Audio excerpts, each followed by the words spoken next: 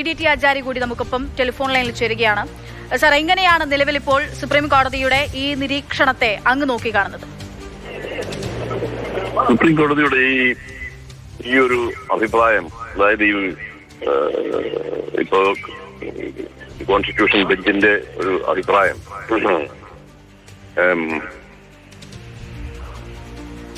വാസ്തവത്തില് പാർദിവാലയുടെ ഡിസിഷന് നിരാകരിക്കുന്ന ഒരു ജഡ്ജ്മെന്റാണ്. പാർദിവാലയുടെ judgement, justice പാർദിവാലയുടെ judgement വാസ്തവത്തില് article 200ന്റെ പോസിബിലിറ്റീസിനെ കുറിച്ചുള്ള ഒരു ഇന്റർപ്രിട്ടേഷനാണ്.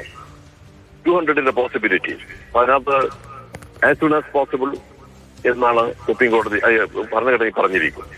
അപ്പൊ അതിനെ അവർ എക്സ്പാൻഡ് ചെയ്ത് ഇന്നത്തെ സാഹചര്യങ്ങൾ കണക്കിലെടുത്തുകൊണ്ട് അതിനെ എക്സ്പാൻഡ് ചെയ്ത് അതിന്റെ പോസിബിലിറ്റീസ് മുഴുവൻ എക്സ്പ്ലോർ ചെയ്ത് എടുത്ത വളരെ റീസണബിൾ ആയ ഒരു ജഡ്ജ്മെന്റ് ആയിരുന്നു ജസ്റ്റിസ് പാർദിവാലയുടെ ബെഞ്ചിന്റെ ഡിസിഷൻ.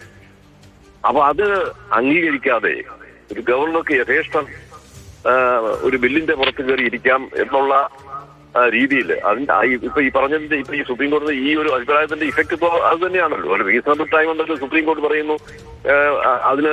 അതിൽ വ്യക്തതയില്ലാത്ത ഒരു തീരുമാനമാണ്.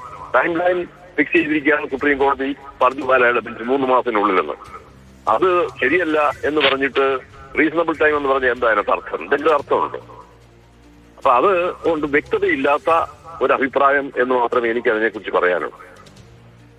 അതുകൊണ്ട് ഈ പ്രധാന ഇഷ്യൂ ഡിസൈഡ് ചെയ്യപ്പെടുന്നില്ല. പ്രധാന ഇഷ്യൂ എന്ന് പറഞ്ഞാൽ ഒരു ഗവർണർക്ക് 3 വർഷം 4 വർഷമൊക്കെ ഒരു ബില്ലിന്റെ പുറത്ത് കയറി ഇരിക്കാനുള്ള അധികാരമുണ്ടോ, ഭരണഘടന അങ്ങനെയുള്ള അധികാരം അദ്ദേഹത്തിന് കൊടുക്കുന്നുണ്ടോ എന്നുള്ളതാണ് പ്രശ്നം.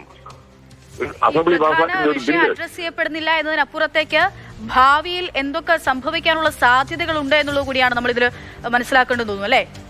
അതെ, കാരണം ഇങ്ങനെ ഓഫ്കോഴ്സ് ഇതൊരു ജുഡീഷ്യൽ ഒപ്പീനിയൻ, ഇത് സുപ്രീം കോടതിയുടെ ഒപ്പീനിയനാണ്. It's not a decision. Decision എപ്പോഴും പാർദിവാലയുടെ ബെഞ്ചിന്റെ ഡിസിഷനാണ് വാലിഡ് ആയിട്ടുള്ളത്. ഒരു ലീഗൽ ഡിസിഷൻ, ഒരു ജുഡീഷ്യൽ ഡിസിഷൻ എന്ന് പറഞ്ഞാൽ അതാണ്. ഇതൊരു ഒപ്പീനിയനാണ്. എന്നിരുന്നാലും ഇതെങ്ങനെയാണ് ഈ ഗവൺമെന്റ് കൈകാര്യം ചെയ്യാൻ പോകുന്നത് ഇനിയിപ്പോ കണ്ടു തന്നെ അറിയണം. തീർച്ചയായിട്ടും അത് എങ്ങനെ കൈകാര്യം ചെയ്യും സർക്കാർ, കേന്ദ്രം എന്നുള്ളത് തന്നെയാണ് നമ്മൾ കണ്ടറിയേണ്ടത് എന്നുള്ളതാണ്.